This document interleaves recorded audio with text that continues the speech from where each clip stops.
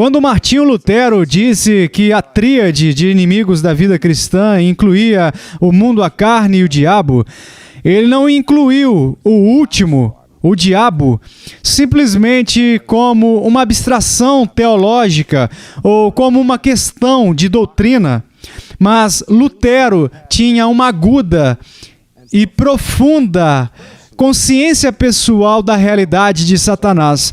Mas vocês têm que entender que quando as pessoas estavam preocupadas em viver a vida cristã no século XVI, elas tinham uma leve visão diferente da realidade do que é comum hoje em dia. Lutero tinha uma consciência tão aguda da presença de Satanás que ele costumava falar da Anfechtung, o ataque desenfreado que o inimigo, o príncipe das trevas, estava trazendo contra ele em sua vida pessoal. E Lutero descobriria que a presença de Satanás às vezes era tão tangível que em uma ocasião ele pegou um tinteiro que estava na mesa dele, ele usava para escrever, e jogou na direção de onde ele pensava que Satanás estava parado.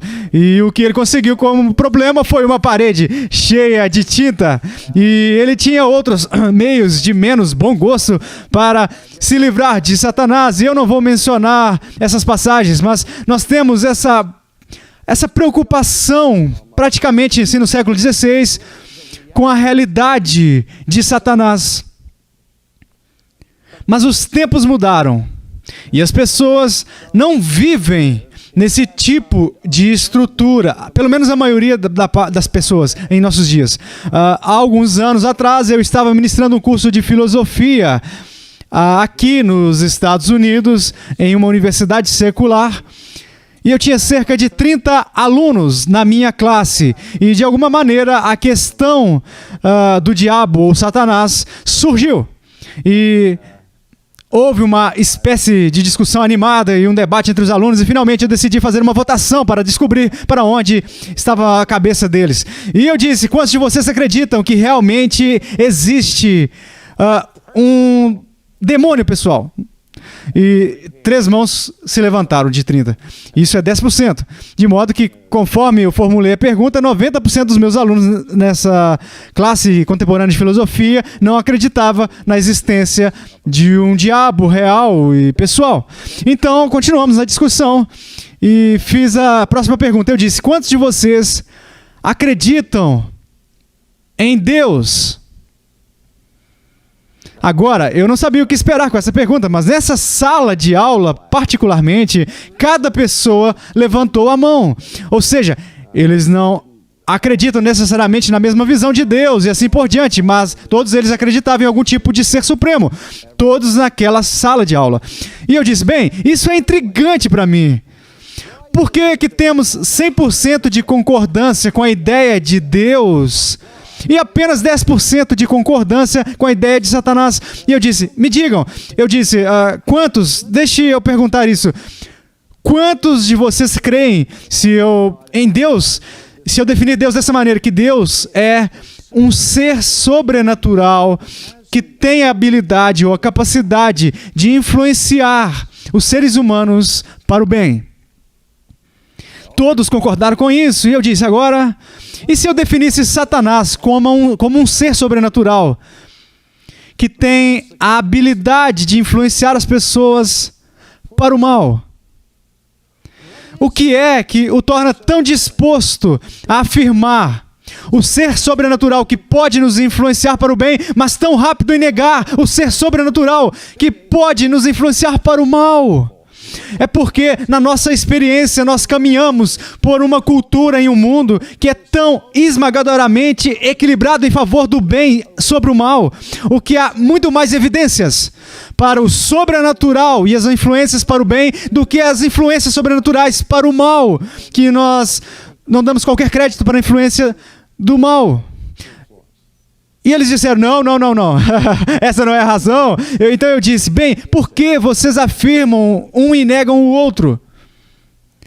E um dos alunos respondeu e disse: bem, você não pode estar envolvido no sofisticado reino da ciência contemporânea e ainda acreditar em coisas como demônios. E eu disse, é a revolução científica que pôs fim à civilização ocidental da crença em Satanás. Eles disseram assim, e eu disse, bem, me ajudem aqui. Quero dizer, eu não estou nas ciências naturais, eu estou em filosofia. Você simplesmente terá que suportar aqui a minha ignorância. Me digam, o que é isso nos laboratórios científicos ou na teoria científica que de repente tornou a existência de Satanás insustentável? É a segunda lei da termodinâmica, ou a descoberta do código genético que de repente baniu Satanás da credibilidade científica. E eu esperei um bom tempo para os alunos apresentarem algum argumento, alguma descoberta que viesse do reino científico, que lançasse uma sombra sobre a noção de Satanás. E ninguém poderia pensar em nada. Até que, finalmente, um dos alunos disse, mas você não vê que na nossa literatura nós colocamos o diabo na mesma categoria que nós colocamos as bruxas e os elfos, os goblins e duendes e esse tipo de coisa? E eu disse, bem, você entende? Percebi isso também na nossa cultura, que agrupamos todas essas coisas na mesma categoria. Então eu pensei, será que por que isso? Obviamente, nós temos boas razões para sermos céticos sobre goblins. E temos boas razões para sermos céticos sobre bruxas. Mas Satanás é algo totalmente diferente. Por quê? Porque sempre que nós estamos debatendo a questão da existência de uma coisa ou outra, nós queremos considerar qual é a fonte de afirmação dessas realidades. É a fantasia de alguém e sua imaginação ou outra coisa? Agora, eu não posso fugir do fato de que as Sagradas Escrituras ensinam enfaticamente a realidade de Satanás.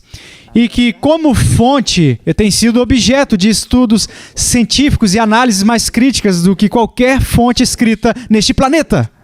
Agora, você pode não estar convencido de que é uma fonte muito confiável. Acontece que eu estou muito persuadido de que é uma fonte confiável. E quando Satanás me diz, quando as Escrituras me dizem que existe tal coisa como Satanás, isso tem muito mais peso para mim do que o testemunho pessoal de Shirley MacLaine sobre reencarnação. E você sabe, bilhões de pessoas vão acreditar nisso só porque ela diz, ou Bryden Murphy, ou algo assim. Portanto, nós temos que considerar a fonte. Agora, uma das razões pelas quais estou convencido de que toda a ideia de Satanás que caiu na descrença é um profundo mal-entendido da história medieval. Na Idade Média, a igreja acreditava em um Satanás real. E a igreja estava muito preocupada em encontrar maneiras de resistir à influência de Satanás. Deixa eu voltar um pouco. Vocês percebem quantas vezes Jesus fala da realidade de Satanás e como Jesus ora seriamente pela proteção do seu povo contra Satanás? Quantos de vocês conhecem a oração do Senhor? Vamos lá, vocês conhecem a oração do Senhor, a oração mais famosa de todos os tempos. Pai nosso que estás no céu, santificado seja o teu nome. Certamente a bondade e a misericórdia do Senhor me seguirão todos os dias. É isso? Certamente, bondade e misericórdia. Aquelas 3 garotas do Antigo Testamento. Agora, Pai nosso que estás no céu, santificado seja o teu nome, seja feita a tua vontade, seja na terra como no céu, e assim por diante. E continua a oração do Senhor, onde diz, e não nos deixes cair em tentação, mas livrai-nos do mal. Essa agora é a tradução moderna. Livrai-nos do mal. Agora, no Novo Testamento,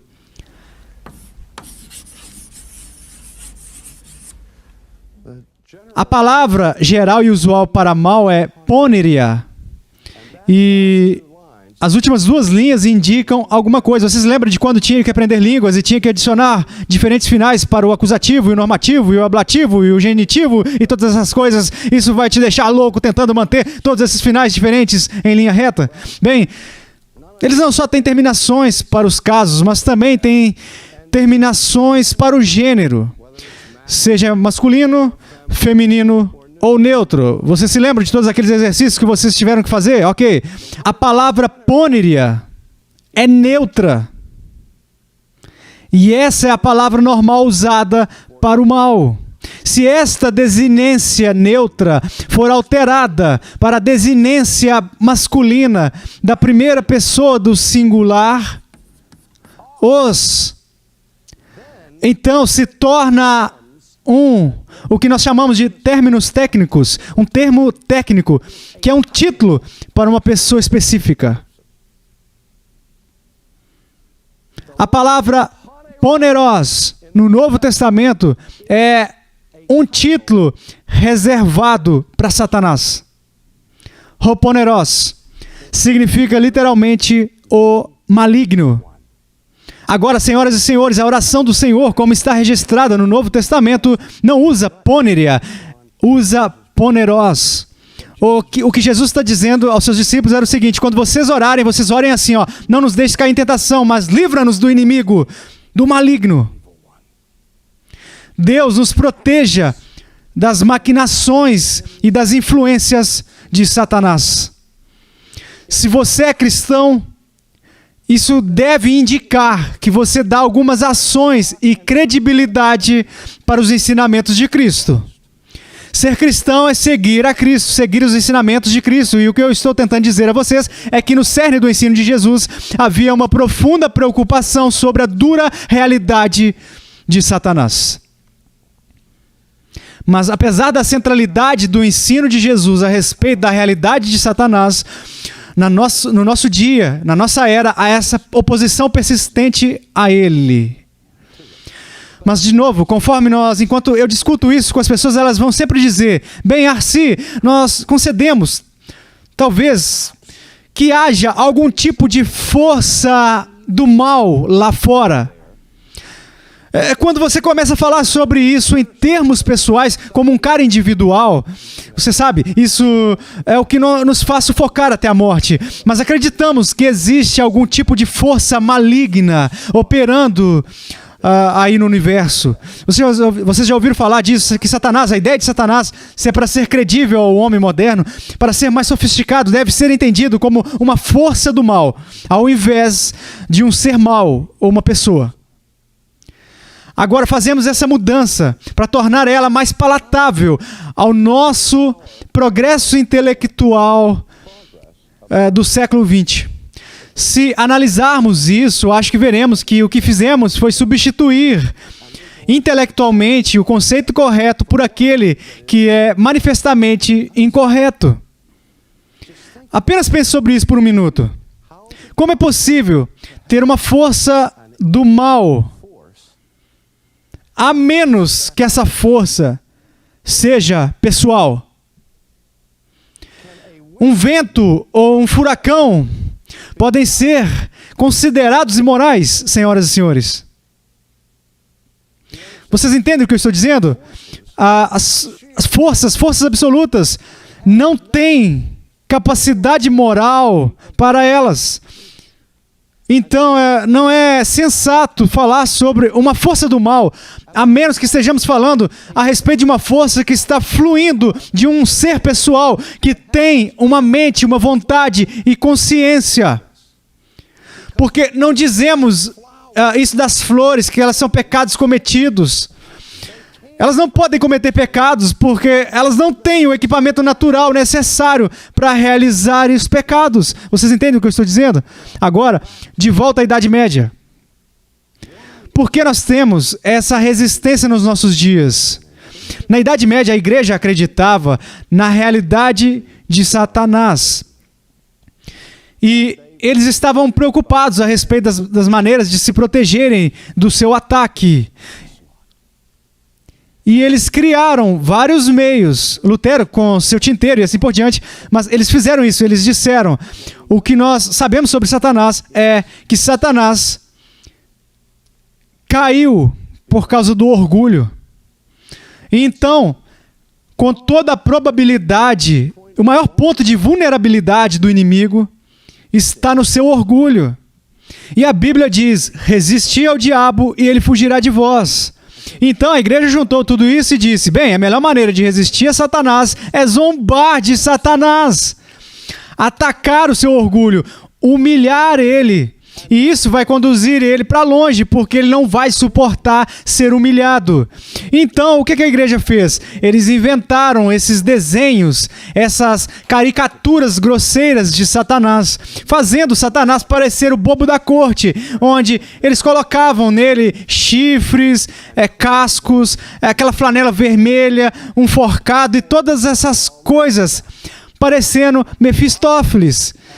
Então eles colocavam essas horríveis caricaturas na parede para zombar de Satanás. Mas o que aconteceu foi que a próxima geração viu as imagens e disse, não me diga que os meus pais acreditaram nesse rapazinho em um terno de flanela vermelha que andava por aí com forcado, cascos e chifres fendidos. Que tipo de ingenuidade é essa? Que tipo de mitologia eles estão adotando?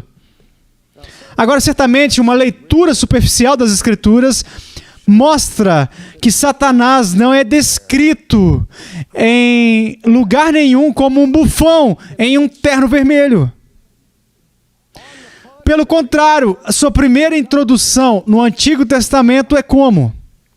Agora, a serpente, que era mais astuta ou sutil de todas as criaturas. Devo acrescentar, em primeiro lugar, que Satanás, de uma perspectiva bíblica, é uma criatura. Mas ele é uma criatura com dons extraordinários, se vocês preferirem. O primeiro dom que é mostrado é o seu dom de astúcia, ou sutileza, que ele usou em Adão e Eva. O Novo Testamento diz que Satanás aparece como um anjo de luz. Ele aparece como um anjo de luz.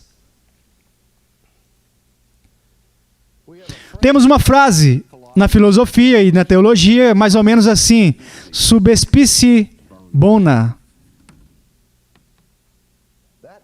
Isso significa algo que aparece. Subspecie bona significa que se manifesta sob os auspícios dos bons, mas na verdade é malévolo. Isso quer dizer que o maior hipócrita em todo o universo é Satanás. Satanás não aparece tipo como Oi, oh, Ken, Harry e tenta entrar em um acordo. Não. Ele se disfarça de anjo de luz. A sua sutileza, sua inteligência, o seu ser sofisticado, sua eloquência, sua beleza, o seu engano. Tudo o que as Escrituras falam sobre o anticristo e a sua conexão com Satanás é importante. Deixa eu simplesmente dizer a palavra anticristo. A palavra anti no Novo Testamento é usada de duas maneiras. E há um jogo com isso, com a palavra a respeito do anticristo. Sabe, obviamente, a única maneira em que é usada. Anti significa contra, alguém que se opõe a algo. Então, o anticristo é aquele que se opõe e se opõe a Cristo. Mas também, anticristo, a palavra anti significa em vez de, ou no lugar de. Que a maneira pela qual o anticristo se manifesta biblicamente é como um substituto de Cristo. É a falsificação, tentando imitar o genuíno. E as advertências das Escrituras dizem que Satanás e o anticristo e assim por diante são tão bons no que fazem que, se possível, eles pudessem enganar até os próprios eleitos. Então, eu estou trabalhando neste ponto para que você entenda que o retrato, a imagem de Satanás, eu vejo na Escritura que assim, é tão diferente do que nós, como é retratado na cultura moderna, que não é de se admirar que ninguém mais acredite em Satanás. Quem acreditaria em tais caricaturas ridículas? Mas Satanás, nas Escrituras, é o anjo de luz que vai se manifestar não como um Hitler, ou Mussolini, ou Idi Amin, ou qualquer coisa assim, mas ele vai vir mais parecido com o Billy Graham. Agora eu não quero sugerir a vocês por um segundo que Billy Graham está em aliança com o diabo. Não distorço o que eu disse. Mas eu quero dizer que é esse tipo de pessoa que vai ter esse tipo de credencial. Eu acho que vai nos enganar. Ele é um anjo de luz. E ao mesmo tempo, então, é chamado de leão bramando. Um leão que brama, procurando ao redor quem ele pode tragar. Então as Escrituras nos dizem que Satanás não só é real e inteligente, mas também é formidável. Tão formidável que o mesmo termo de força, senhoras e senhores, que é usado para Cristo, é usado para Satanás. Cristo é chamado de leão da tribo de Judá, a figura da realeza. Satanás é chamado de um leão bramando, o leão mentiroso que busca aqueles a quem ele pode tragar. Quero dizer, ele é muito mais forte do que eu, muito mais forte do que vocês. A oposição dele, como eu digo, é formidável.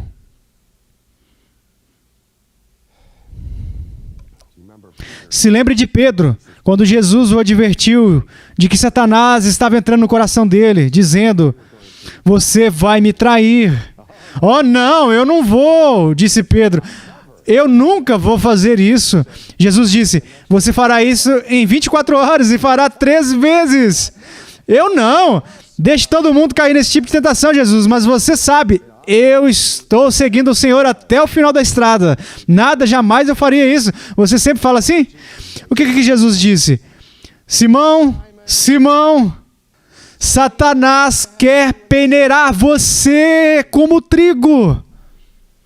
O grande pescador, o forte e impetuoso Pedro, que pode se levantar contra qualquer um. Jesus disse: "Você é um pedaço de bolo, uma massa na mão, sendo peneirado como trigo."